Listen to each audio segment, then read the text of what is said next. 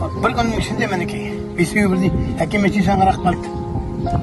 Yağdadan yüzük adam kandı buldu. Aslında öyle. Niye balakşa barmağa? Енді оны енді мамасынан сұрайсыз, себебі балабақша ол өтініш бермеген біздер. Оны анасынан білсе, біз оны қарадық, базаға өтініш бермеген.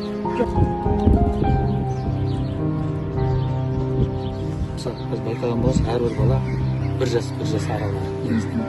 Анасы енді үйде отыр ғой, енді өзі бір-бірін қарайды.